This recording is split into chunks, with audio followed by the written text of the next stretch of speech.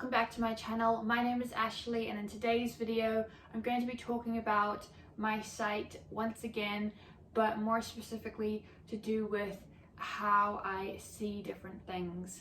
Now I know I have talked about this a little bit in the past, but I'm going to be going into more detail, especially when it comes to specific things such as seeing movie screens in movie theaters or when I watch television, and just also other things like faces and stuff, which I know I have talked about, but I just wanted to give you guys a more in-depth look. If you are new to my channel and unfamiliar with my condition, then this will give you a bit of an idea of what I can see, and if you are a long-time viewer, hopefully you'll remember some of this stuff, or at least be reminded and learn again.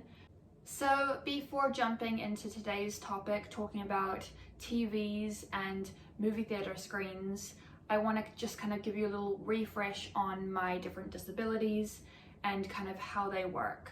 So starting with CVI, or cortical visual impairment, this is the brain pathway that I'm referring to when I'm talking about having a vision impairment. So before any of you in the comments ask, why don't I wear glasses?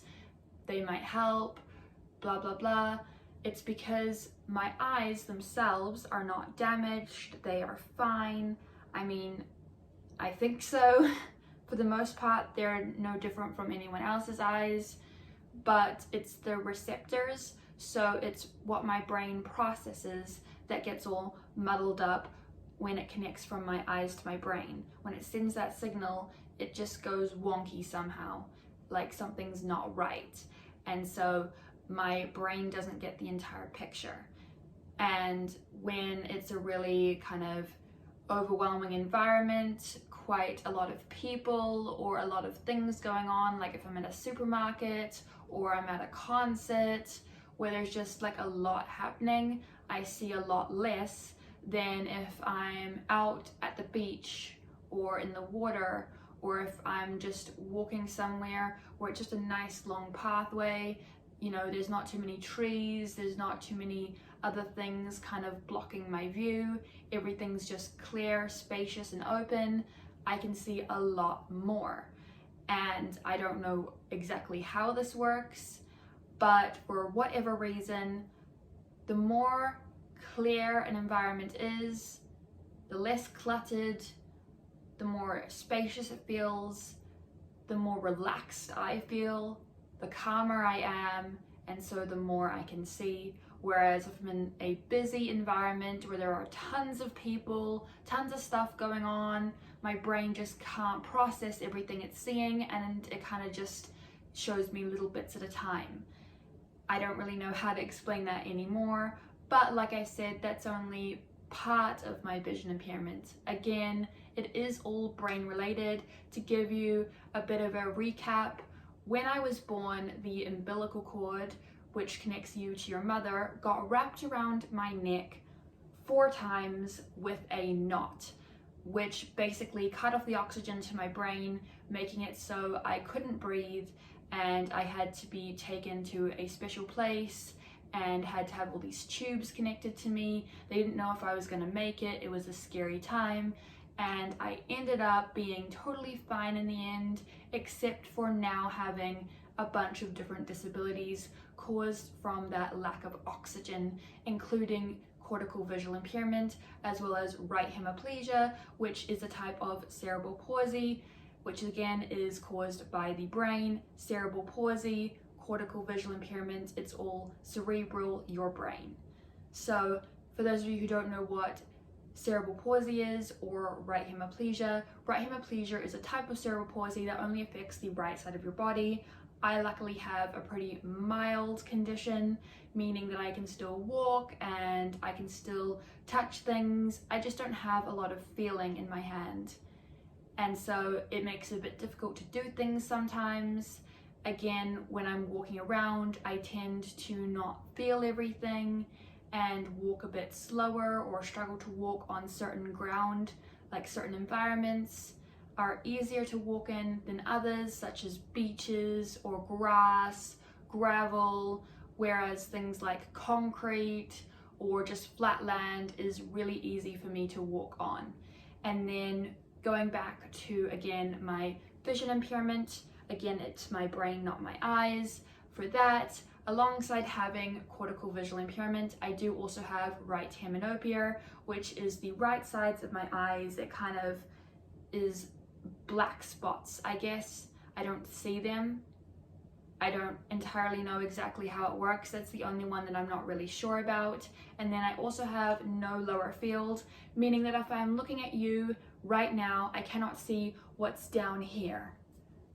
Kind of like how you can't see what's down here right now.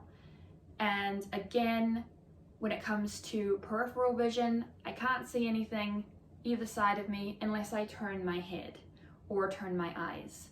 And I also, again, don't really have depth perception, which makes it a bit tricky when I am trying to grab things or see things.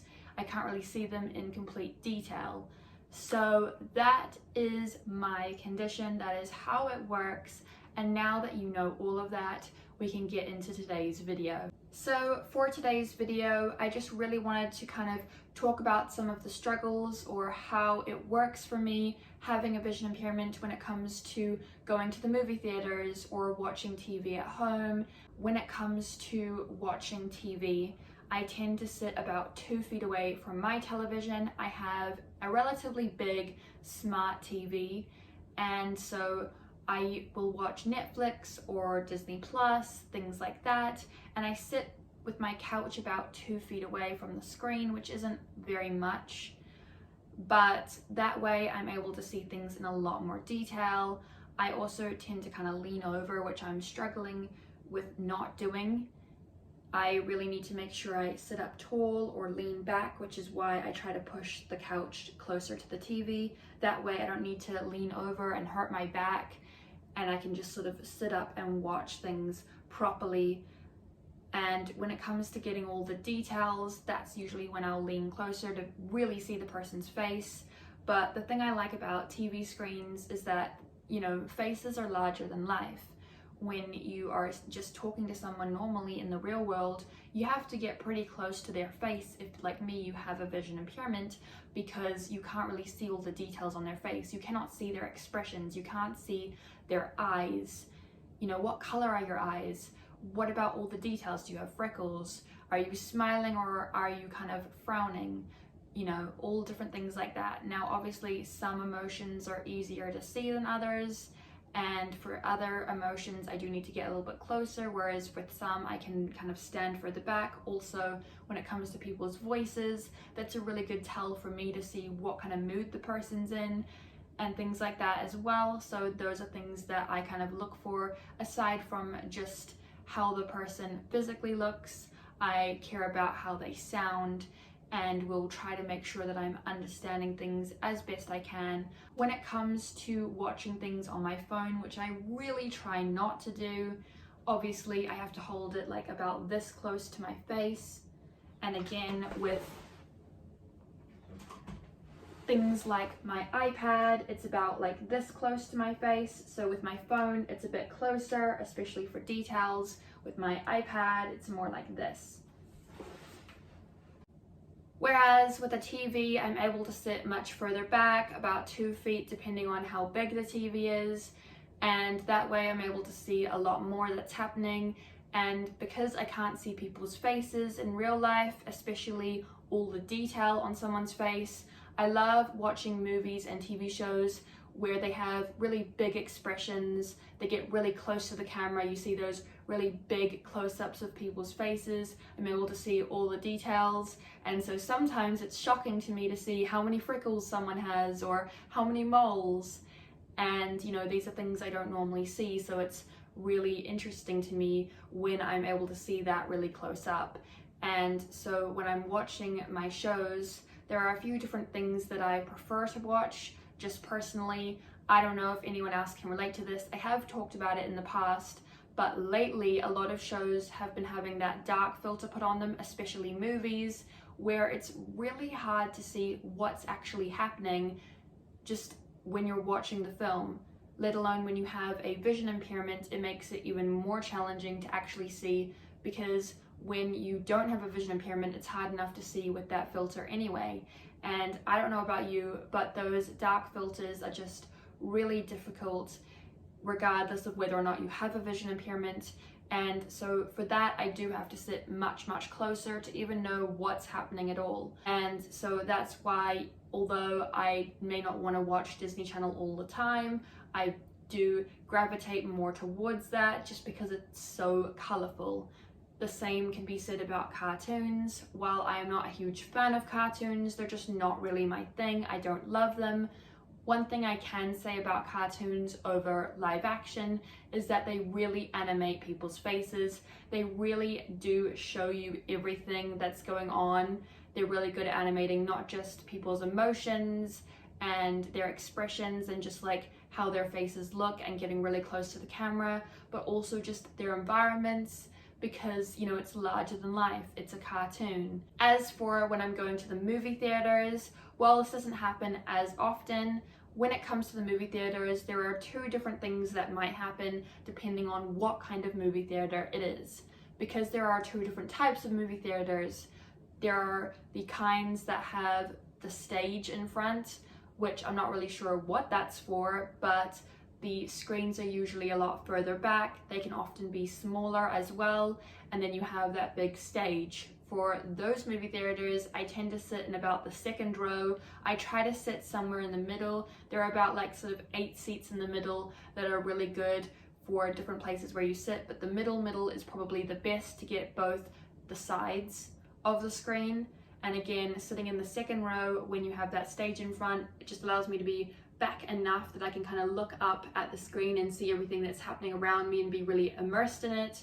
And then when there isn't a stage, I sit in about the third row, so just another row back. That way it's kind of the same as when there's the stage, because the stage kind of sits out like this.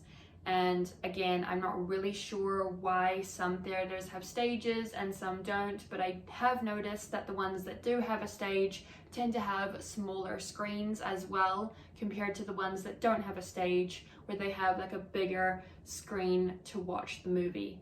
So for me, the bigger the screen, the better. And again, I will sit a bit further back so I can be really immersed in it, but also see all the details of what's happening. I don't want to sit too close, because then I'm like really trying to look up at the screen and I don't see the whole picture. I only see like what's in front of me.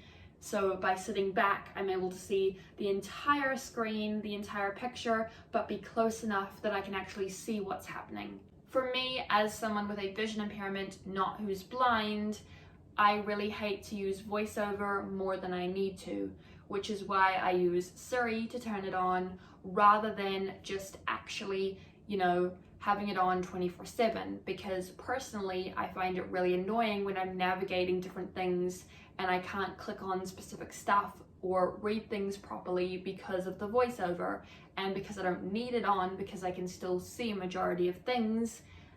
You know, I only really use it to read.